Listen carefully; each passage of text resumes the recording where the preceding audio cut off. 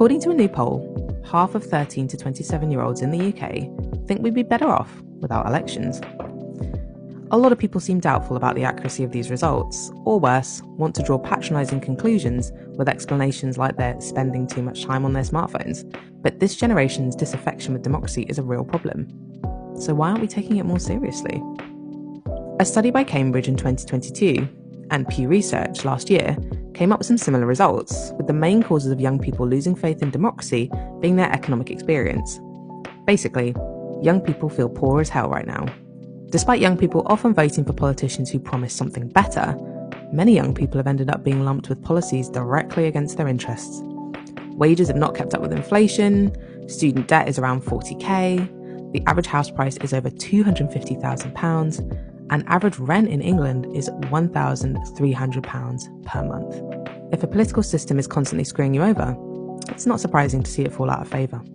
An opinion article by comedian David Mitchell went viral for its patronising tone. At one point he refers to young people as obviously fucking morons, but it's also reflective of a much bigger problem.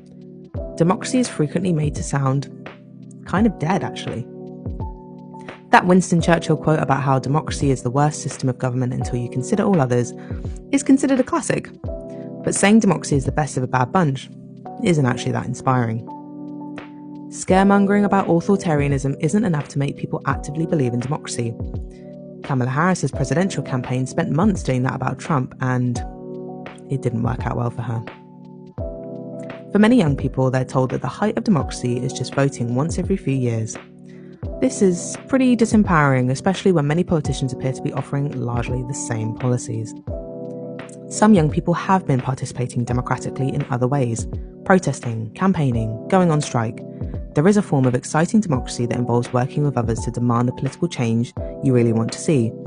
There is a form of democracy which restores power into the hands of people and resolves that sense of powerlessness a lot of us feel. Politician Tony Benn once said, "Democracy is the most revolutionary thing."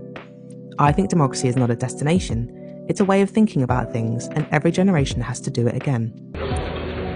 Democracy can and should be reimagined regularly to meet the new challenges that we're facing. AI, tech billionaires, the climate crisis. What does democracy look like for this generation? The reality is, you have the power to decide. Thanks for watching our video. If you'd like to support our media and education work, please give us a follow and consider donating to us for as little as the price of a coffee by heading to the link in our profile.